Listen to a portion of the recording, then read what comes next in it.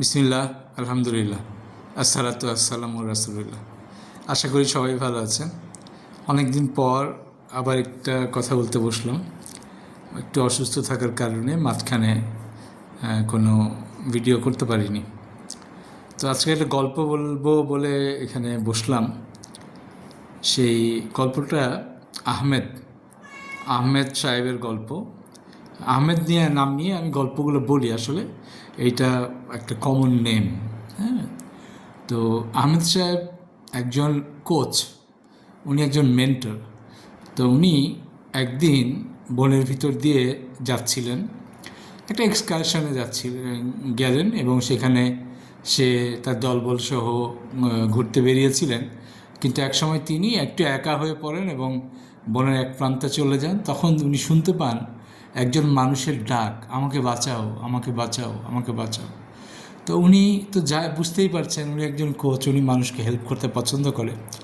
তো উনি শব্দ শুনে শুনে শুনে শুনে একটু করে করে একটি ঘরের কাছে পৌঁছালো এবং তিনি আবিষ্কার করলেন যে ঘরটির বাইরে থেকে তালা দেয়া, তা বাইরের ভিতর থেকে কেউ একজন বলছে যে আমাকে বাঁচাও, আমাকে বাঁচাও, আমাকে বাঁচাও।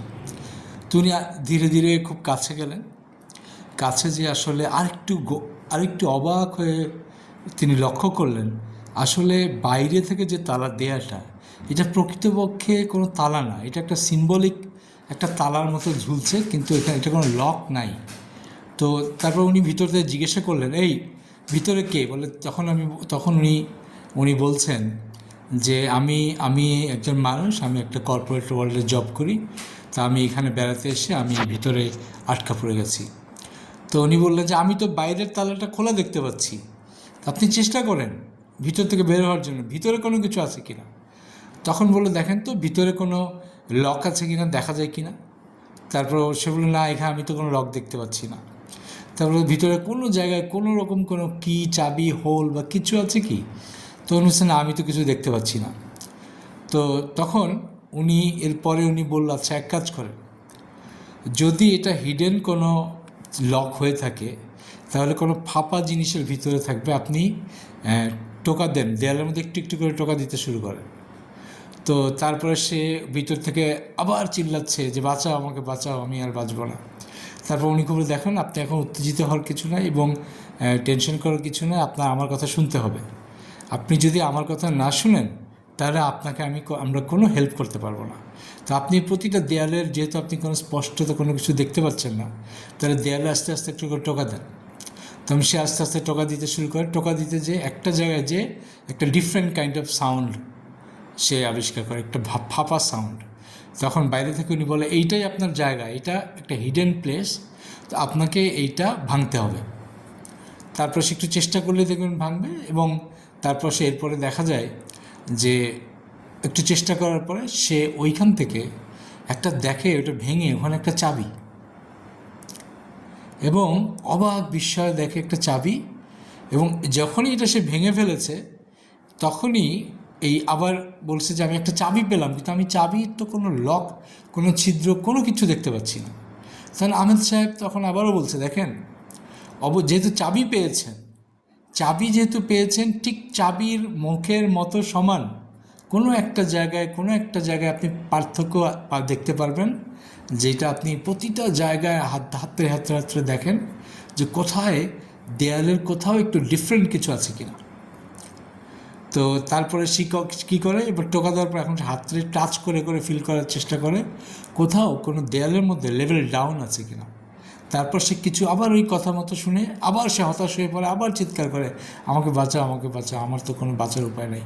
তার আহমেদ সাহেব আবার বলে, দেখেন, ধৈর্য ধরে প্রতিটা জায়গায় এইভাবে দেখার চেষ্টা করেন।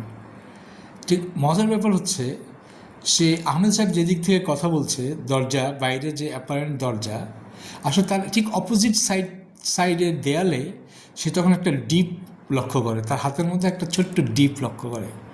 তখন সে আহমেদ সাহেবকে বলে, হ্যাঁ, এখানে একটা জায়গা পেলাম, এটা একটু ডিপ মনে হয়। বলে যে আহমেদ সাহেব তখন বলে, দেখেন, ওটাই আপনার চাবির মূল তালা, আপনি ওখানে চাবিটা ঘুরাবেন, ঘুরে আপনি দেখবেন আপনার এখান থেকে বের হওয়ার পথটা হয়তো ওখানেই দেবেন। তারপর সে খুঁজে সে ওই জায়গার ভিতরে চাবিটা ঢুকায়, চাবিটা ঢুকার সাথে সাথেই একটা ইনভিজিবল দরজার মতন পুরো জিনিসটা পুরো আনলক হয়ে দেয়, এবং এই ভিতর থেকে জাস্ট অপোজিট জায়গা থেকে ভিতর থেকে সে এই দরজাটা খোলে এবং দরজাটা থেকে সে বেরিয়ে আসে।